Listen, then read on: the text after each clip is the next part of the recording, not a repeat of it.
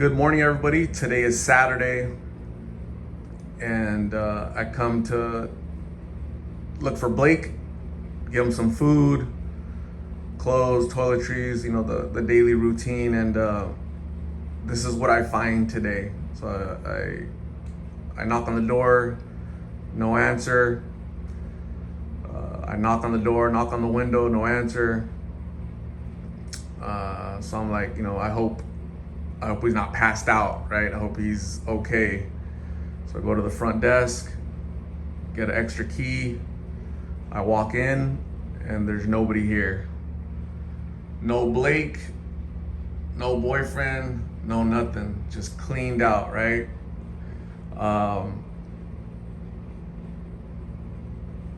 I hope he's okay. I hope there wasn't a medical issue. I don't think there's a medical issue, because if there was a medical issue, his stuff would still be here, right? If you have an emergency and you call 911, you leave all your stuff behind because you're ill, right? But it looks like they left voluntarily. Blake left voluntarily. So you could lead a horse to water, you can't make him drink, right? So it's fascinating how, air conditioning, a bed, shower, all that stuff, little by little, and he just doesn't want it today. So maybe he'll want it tomorrow, maybe he'll want it the next day, but obviously not today. He's not here. So if I see him again, I'll update you guys. It's just very unfortunate that so he's gonna go back out to the street in his condition, right? Obviously not healthy, not looking good, not sounding good. He was improving from last week, definite improvements, but today's gonna be 113 degrees, right? It's gonna be 113 degrees here in Phoenix today. This was like his only sanctuary, right? Air conditioning, a bed, 2 beds, a TV, shower. But the power of addiction is so strong that it overtakes you, and the comforts and convenience of all those amenities just goes out the window, and you got to go back out to the street. It doesn't matter if it's 113, got to go back out to the street to go live that lifestyle, right? So it's fascinating, right? Absolutely fascinating. I'm not surprised. I think the Lost in Phoenix community, our efforts are not in vain. We did our best. We kept him alive for a little bit. We helped him with food and drink and toiletries, clothes, and multiple stays at a comfortable hotel for him to rest, relax, get some nourishment to his body, and try to improve, right? But I don't think that's what he was wanting today, unfortunately. So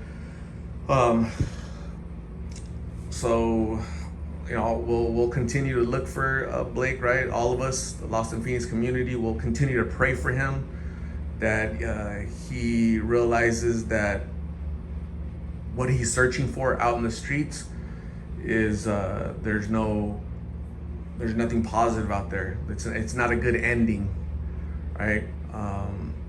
He's giving up this for 113 degrees and misery out there, violence,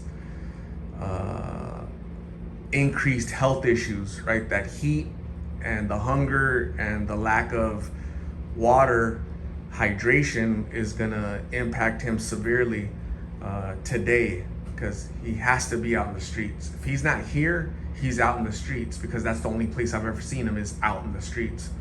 So thank you all, the Lost in Phoenix community. No more donations for Blake. He doesn't need the donations. What I do have, so I ended up getting, so before I came and knocked on the door, I got him a room for tonight. So because I'm thinking that, he's gonna be here and he's gonna appreciate another night, right? So that's what happens, right? It's what happens. Our hearts are in the right place to assist people, to help people. Unfortunately, sometimes people don't want to help themselves, unfortunately. But this is a really good lesson for other people to talk to your family, talk to your friends and neighbors, co-workers, and show them the power of addiction, right? Here's a 20-year-old young man with severe underlying medical issues, right? Grave issues, right?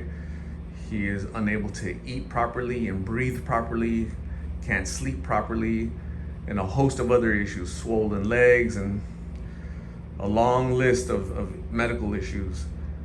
And here's an entire community of strangers from all over the country, all over the world, actually. I get contacted by people all over the world and say, hey, how can I help Blake, right? I'm praying for Blake. And all of that, it doesn't matter, because he'll appreciate the help for a day, a couple days, and then he has to go back out there into that lifestyle that he's been stuck under for years. So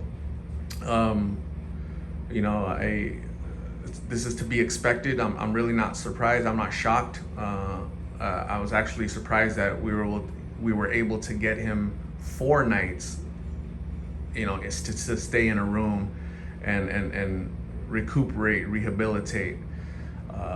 But I'm not giving up on Blake. You shouldn't give up on Blake. I'll keep looking for him and keep trying to help him and letting him know that he's thought about, he's loved. We're encouraging and rooting for him to overcome his struggles and challenges and addiction. This is a consequence of addiction, right? This is that lifestyle pulling him back, right? It's the devil, it's addiction, it's the little demons within him that are pulling him back, unfortunately, to that lifestyle. So I'm really concerned. 113 degrees today. He's still not well, not by any means. He recuperated a little bit, right? Got his energy and sounded a little bit better than last week. I saw some improvements, right? He was eating a little bit more, but definitely nowhere near strong enough to be walking around in 113 degree heat in the middle of Phoenix's summer. I just can't see how he'll survive for any length of time out there. So again, I'll continue to look for him and talk to him and prep him up and let him know that we're thinking about him, we're praying for him. I encourage you all to pray and share these stories share the story of Blake with family and friends, so that they can see the power of addiction, the power of these pills, right? Counterfeit fentanyl pills, otherwise known as blues. That's what's sucking him back out into the street. And the more you share, the more you speak and educate your sphere of influence, your family, friends, and coworkers, Blake's story won't be in vain. I think Blake's story is already impacting people. Blake's story is already educating people, but I think we need to continue doing that. We can't stop. Even though Blake isn't here, I know exactly where he's at, and we're all concerned for him. People will say, why don't you take him to the hospital? Why don't you, call 911? This is the reason. Because he'll just leave. If he's refusing a room for a 5th night, air conditioning, a shower, a bed to sleep on, he's refusing that, he's gonna refuse anything. Medical care, treatment, 911, ambulance, detox. He's gonna refuse it all. I've talked to him 100 times, and it's it's unfortunate. I'm just grateful that nothing was destroyed. The TV's still hanging there. Nothing's broken. There's no disaster on the ground. So that's good. He respected that at least, and I really appreciate that. So that's my update for today. We'll continue to pray for Blake. No more donations, guys. What has been submitted, I'll keep it handy. So when I do encounter him again, we can get him some food and get him some clothes and get him some toiletries and ask him if he wants a room, okay? So that's the plan. All plans don't go as according to how we want them, but when you fall off, you got to get back on and keep going. So I'm not giving up on Blake. You shouldn't either. This is just a day in the life of addiction. This is what addiction looks like. So thank you all. I appreciate you guys. We'll talk very soon.